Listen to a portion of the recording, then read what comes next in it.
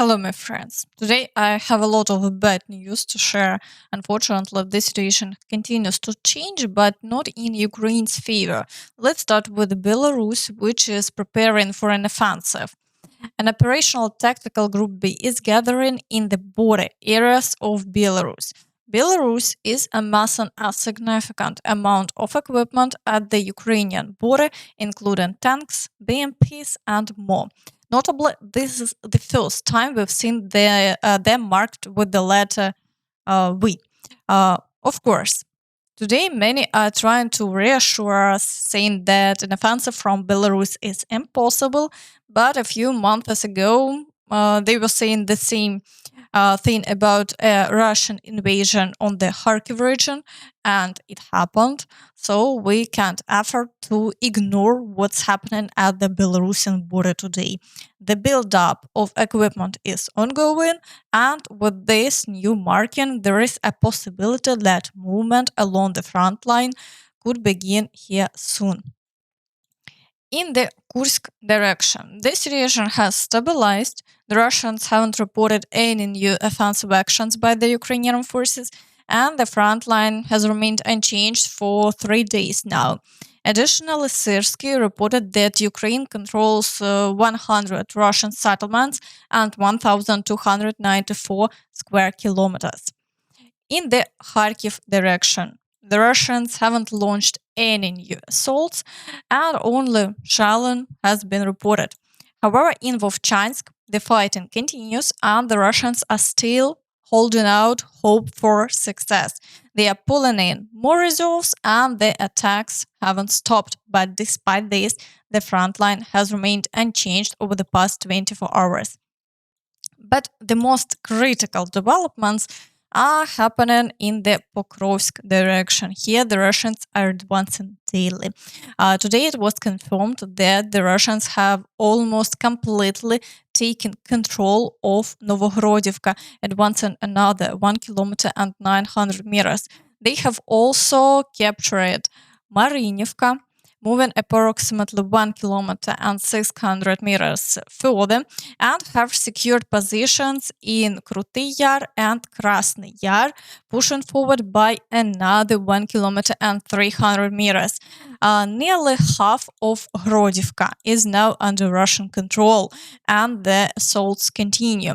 The Russians are also attacking Myrolюбivka, making the situation there critical.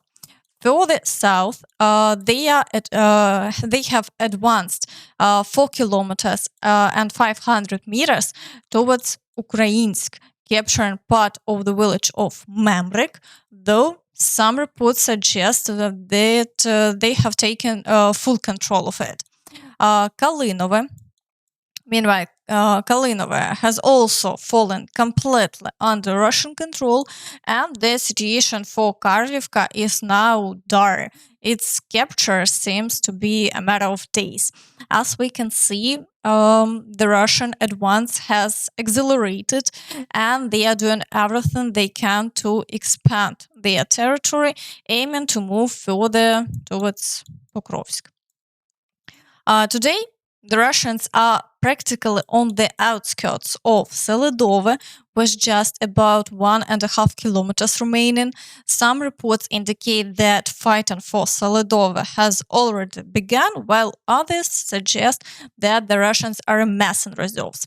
The Russians are also aggressively trying to break through to the highway, assaulting Vozdvizhenka, then Kalinove, and moving across the fields towards Tarasivka. So far, the Ukrainian forces have managed to hold them off. In the Toretsk direction, the situation is also challenging. There is heavy shelling, and fighting continues around the outskirts of New York, with the Russian forces moving from Zalizne towards Mikhailivka. So far, there have been no changes along the front line in the past day. In the Chasiv Yar direction, fighting continues on the outskirts of the city, but this is not the most active front. The Russians are not launching new attacks on the flanks, and the front line remains unchanged. In the Siversk direction, battles are ongoing for Verkhnyokamyansk, Spirne, and Vyemka, but so far the situation remains stable. The Ukrainian forces are successfully repelling all attacks. In the Kreminna direction, the Russians continue their assaults on Nevska and Torska. However, despite their daily attacks, they have made no progress and the front line remains unchanged. In the Svatove area, battles are ongoing for Stelmachivka and Andriivka, with continued attempts to break through to Druzhelyubivka, which is located 4.5 kilometers from the current front line. Attacks on Hrekivka also persist. The gray zone has significantly expanded, but the Ukrainian forces are not allowing the Russians to secure any ground. And the assaults on Makiyivka continue as before. In the Kupiansk direction, battles are ongoing near Novoasinove and Glushkivka. The situation remains tense, with the Russians having previously made gains in this sector. Now they face only one final obstacle before reaching the river. They are not holding back, conducting more than 10 assaults daily. In the Kurakhove direction, the Russians have also intensified their efforts, trying to fully capture Krasnohorivka and initiating breakthroughs toward the village of Hostre. Fighting is also taking place in the fields near Georgievka. Additionally, the Russians continue to advance toward the village of Kostiantynivka. In the Vuhledar direction, fighting continues near Vodene, Vuhledar, and Prechistevka.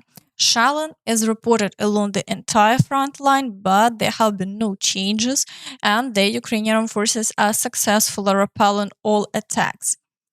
In the Zaporizhzhia direction, a lull persists, with the Russians not launching any assaults.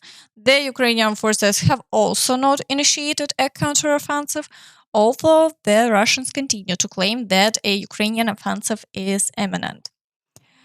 In the Kherson direction, shelling of the right bank continues. Offensive actions toward Kozachye Lageri are ongoing, but there have been no changes along the front line. And that's all from me. So please don't forget to like this video, subscribe to the channel, and hit the notification bell to stay updated on all the latest news. Thank you for watching and see you next time. Bye bye.